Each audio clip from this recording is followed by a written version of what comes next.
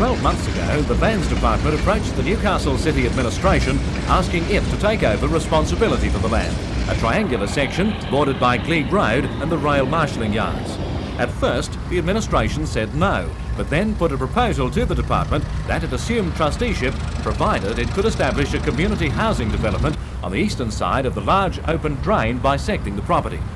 Today, the Administrator, Colin Saunders, accepted a formal proposal to that effect from the Lands Department. According to the Town Clerk, Barry Lewis, rent income from the housing would be used to finance the rest of the complex, which would be used as open space and for community purposes. Existing buildings on the site would be retained and used by organisations such as the St John Ambulance Brigade as they are now. Mr Lewis said the transfer of the trusteeship of the Crown land could take several months, and Council would then have to decide on just what type of development would take place. He estimated it'll be at least 12 months before any physical changes are noticed.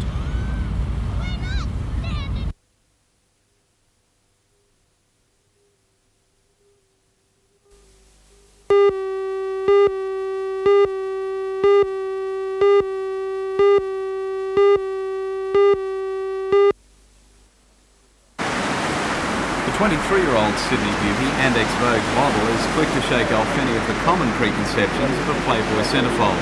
Ellie likes to think of herself as sophisticated and intelligent, similar to the new direction of her benefactor, Australian Playboy magazine. For her efforts, Ellie won an Alfa Romeo, a designer watch, a diamond and sapphire necklace and a trip to London. As well, she gets to represent Playboy for a whole year. But despite the glamour and the attention, being the pick of the centrefolds is not all easy work. To be Playmate of the Year, you have to have a certain amount of intelligence. You can't get away with being dumb. You really can't. You have to be on the ball all the time, because if you're not, you won't get anywhere. Some people might say it's easy work. Is it easy? No, it's not. It's really hard. It's very hard. The local girls lining up tonight at Fanny's will all be striving for the spoils which await a possible Playmate of the Year. As far as Ali's concerned, the glamour of being a magazine centrefold is all worth it. And as for me, well, Ali Linwood is the epitome of charm. And not only can be appreciated in Playboy magazine, but also is very much appreciated in the flesh. I just try and work hard, try and get...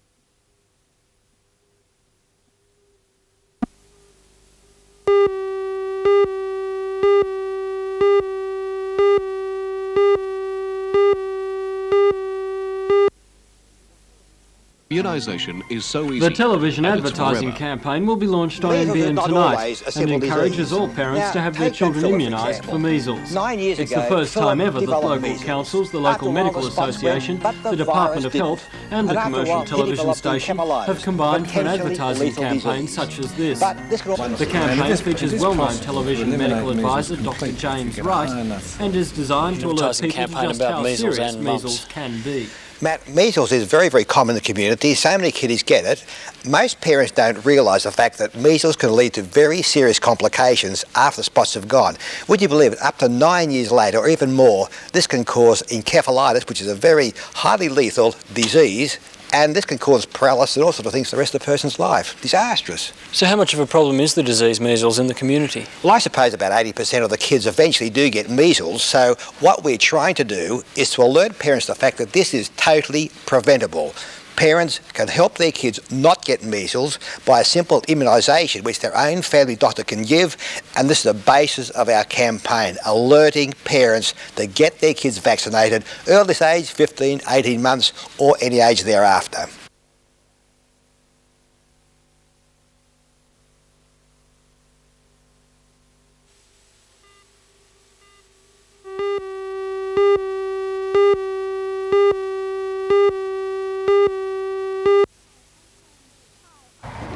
Hi, I'm Karen Lemming. Behind me on this side on the Central Coast, construction has begun on a $31 million public housing development. When completed, it's claimed that the public housing reserve list in this area will be immediately cut by 25%. Join Ray Deneen and Anna Manzoni for all the news tonight at 6.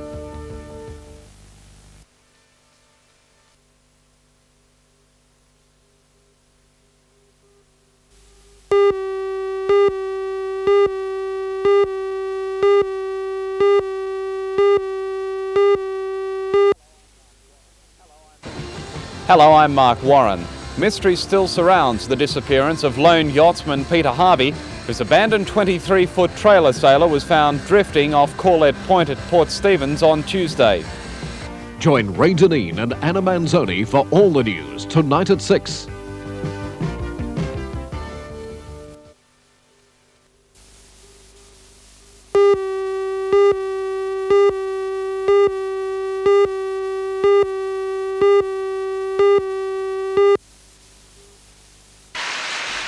The month-long season of Machiavelli looks like being a sellout, and with good reason.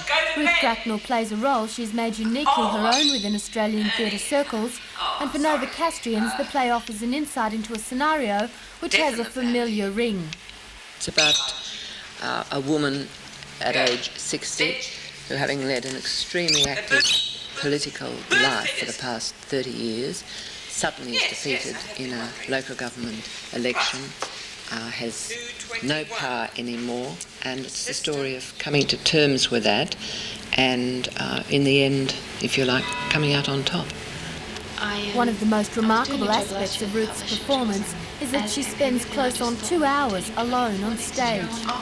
The most difficult thing about any play, if you like, but particularly a one-person play, is the extreme concentration you have to give to it. You cannot let up for 1 second, and I mean that. The minute you do, you've had it.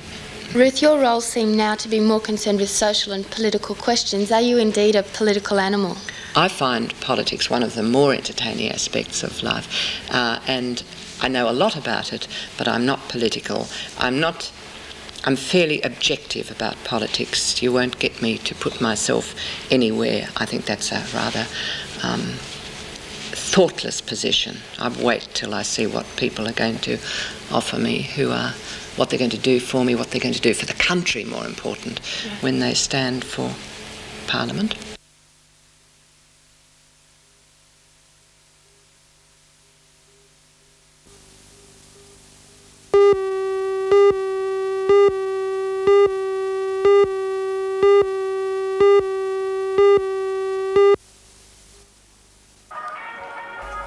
As the 2 weeks that shopkeepers can sell fireworks came to an end today, there was still no shortage of people stocking up for Cracker Night.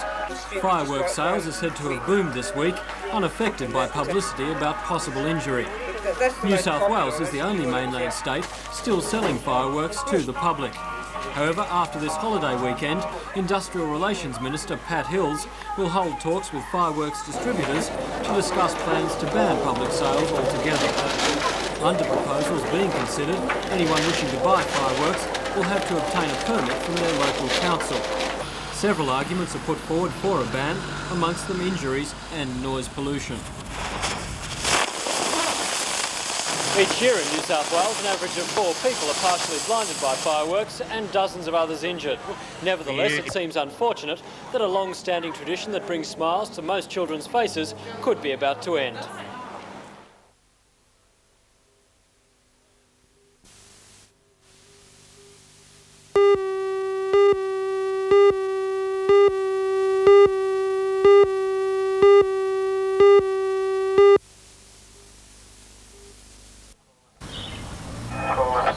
Fire brigades raced to number 2 Orchard Town Road, New Lambton at about 6 o'clock this morning.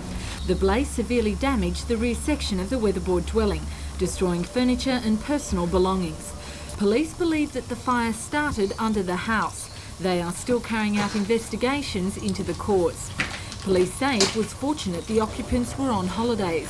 Smoke filtered through the floorboards and into the bedrooms.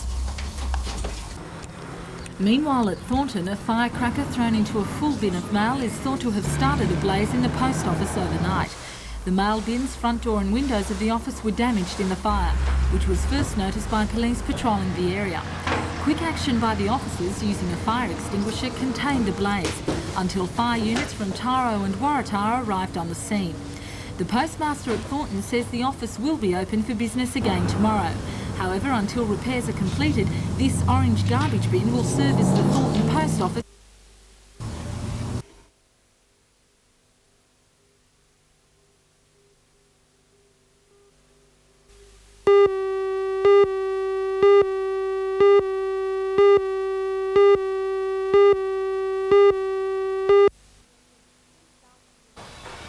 Last year, Neil worked 3 different jobs in local restaurants trying to support his love of art.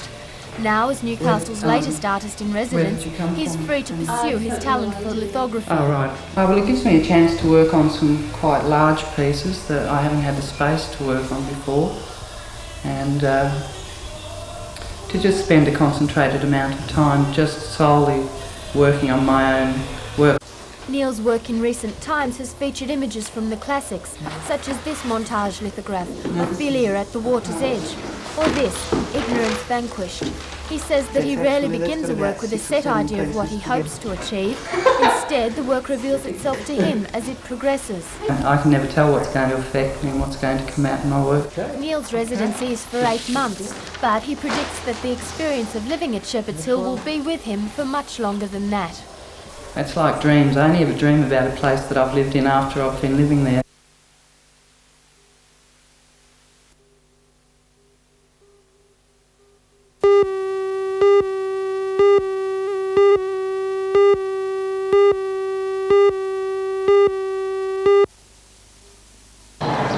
The Peace Bus is sponsored by the People for Nuclear Disarmament, not to be confused with the Nuclear Disarmament Party. The group is a non-political organisation whose main purpose is to support nuclear disarmament, encouraging the public to take an active part through voicing their concerns. The bus features colourful native Australian fauna and flora. Inside there's an abundance of information about the PND as well as other peace groups throughout the state. Upstairs, videos on nuclear-related issues are available to all who are interested. The bus will travel around Australia on a national peace tour. Tomorrow, it's on its way to Taree and Port Macquarie, a journey which will no doubt create curiosity amongst passing traffic.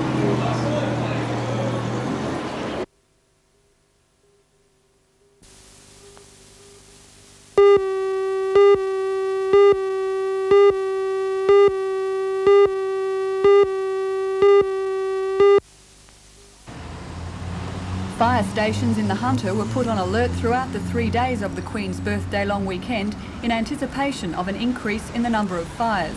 The dry conditions, coupled with a brisk trade in fireworks, guaranteed a busy period for firefighters, and their predictions proved correct. According to our statistics, on Saturday we had 100 calls, Sunday 160 calls, and on the Monday we had 80 calls. Of these, the vast majority could be put down to the careless handling of fireworks in the bush areas. How serious were the fires? Well, all fires are serious in the fact that they call a station out to attend the call where they could be saving life and property somewhere, and they tend to become nuisance calls after a while. Are you pleased with the legislation prohibiting their use? I say we, all the men at the Cooks Hill station, and I'd say all firemen everywhere are pleased that they have banned the sale to across-the-counter sales. However, people that do like fireworks won't be deprived because there will be sales for special occasions, and I would say they'll be held at places like the International Sports Centre or the Showground by charities such as the Jesmond Lions. Last night, that's exactly how more than 8,000 people participated in the fireworks festivities. For the 9th successive year, the International Sports Centre was the venue for a fireworks spectacular. The sophisticated display illuminated the night sky as $5,500 worth of fireworks went up in a puff of smoke.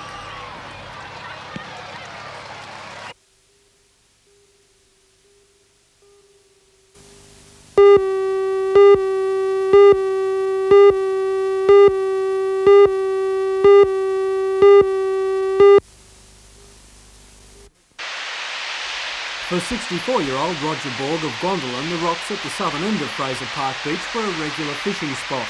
This morning he returned to the rocks with friends, but a freak wave caught the experienced fisherman unawares. His companion was frantic, but unable to help his injured mate who was helpless in the big seas. It was a group of young surfers who paddled out to the man and tried to save his life. The guy on the board was bringing him in. And then I just ran around there. Then we dragged him out of the water. I ran up here and I got a blanket from the car, and then started giving him mouth-to-mouth resuscitation, what I knew about it anyway, best we could. And then one of the other surfers just took over for a while, and then we were just trying to clear his mouth. We did everything we could to keep him going, but I don't know, I think he was already gone when we brought him up on the beach, you know. Police believe the man was alive when he was brought to shore, but think he suffered a heart attack on the beach. The beach has a history of drownings, but this is the first time a fisherman has been lost off the southern headland. Fraser Park is notorious for taking the lives of rock fishermen and swimmers. Despite numerous warning signs here on the beach, park manager John Travers says people are continuing to take too many risks. Over the last 15 years we have had a number of lives lost on the coast. The extremely rough weather out here does tend to wash people off their footing, their fishermen, and because of it they can either get swept out to sea, and like today's incident where the person actually fell on his head and was swept back into the beach. Unfortunately, because of the isolated area, we find it's quite often too late, and we hope that the fishermen will realise this and take a little bit more care.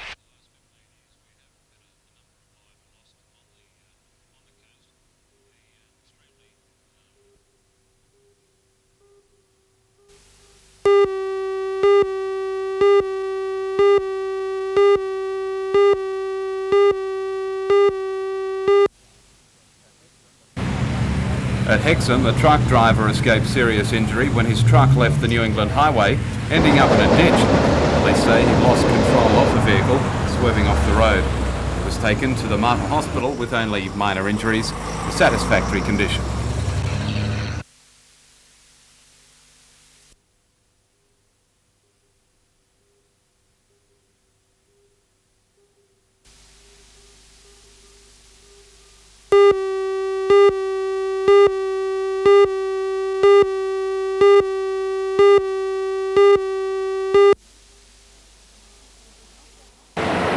It was not just the chance of winning $2,000 prize money that had these cyclists giving it their all today. For many, it's the chance to compete against some of the best talent the state has to offer. Day one of the carnival was devoted to criterium racing, short circuit road sprints over distances stretching from 6 kilometres to 67 k's for the senior A grade. Because of its popularity, 10 divisions were held, with athletes ranging from 8-year-olds to the over 60 veterans. While all divisions were filled, it's tomorrow's 100-kilometre scratch race from Kooragang to Cessnock and back, which organisers expect will draw the crowds. Cyclists, including state representatives Bruce Keach, David Garrity and Newcastle's Nigel Perry, are expected to cover the distance in less than 2.5 hours.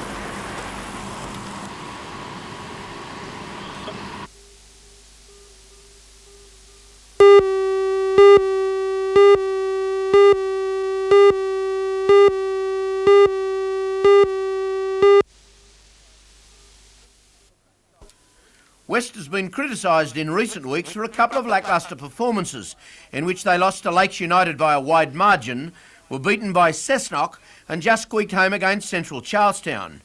Today they showed more enterprise, but were allowed back into good form by Macquarie United, who failed to tackle with purpose and let themselves down with bad handling. West scored 4 tries in all, 2 to Craig Higgins, the representative halfback, under some pressure to hold his spot. Higgins, though, is getting back to his best form now. Tim Butler got another try, as did young winger Tommy Quinn. West, though, can only kick 2 goals from 7 attempts, and that could be a problem against tougher teams. Macquarie United got a late try to replacement player Terry Stevenson. Ward Snowden kicked 2 goals.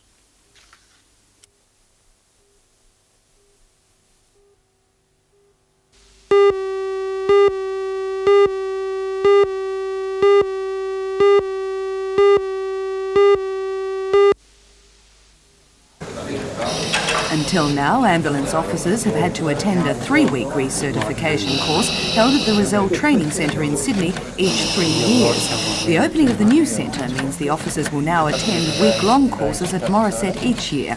The Hunter Centre is the first of 6 regional centres to be opened in New South Wales. Over the next few weeks, other centres will be opened at Maxville, Gilgandra, Leeton, Goulburn and Bankstown. State Director of Ambulance Education, Jan Noble, performed the official opening.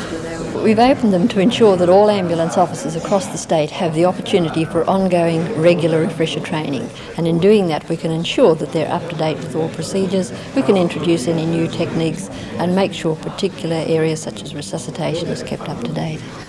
One of the unused hospital wards has been renovated and refurbished for use by the ambulance, with a lecture and practical training area and office and study area created for the newly appointed training officer Peter Tranter. The first training course was also underway today. 6 officers who will live in specially provided quarters in the grounds of the hospital. Ambulance Superintendent Keith Campbell says the new centre will also provide extra administrative training. It is intended also that the school or the educational centre will provide other forms of training in staff development and management training of our senior officers.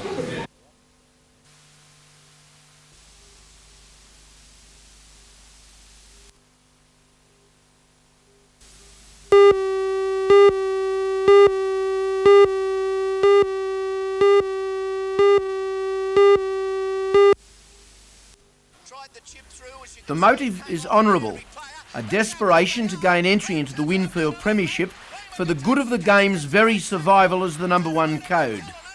On the one hand, we have the elected officers, Lydiard and Maloney, saying that the Newcastle Rugby League has not spoken to the millionaire medico Dr Ediston's promotional company, Powerplay, a rumour I must admit that the dogs are barking. And on the other hand, the manager, Hard, saying that a member of the ISC Management Committee told him that negotiations have taken place. The meeting last night was certainly confirmed that the Newcastle Rugby League or any member of it has not been involved with the promotional organisation known as Powerplay or any other organisation. You've heard the rumours around town? Oh yes, it's been quite rife for the last couple of weeks. It was concerning to me, as most people are aware, the Newcastle Rugby League is under contract to the Newcastle Permanent Building Society to be our major sponsors into the Sydney competition. Graham, I believe that the Board of Directors last night empowered you to continue with that as the sole person involved with pushing the point, or? Well, it was resolved by the Board that I be given the power to negotiate further our submission to join the Sydney competition. That is correct. Graham, do you see the meeting last night as perhaps bringing to light some confrontation between yourself and some of the other board members? I'd rather not comment on that.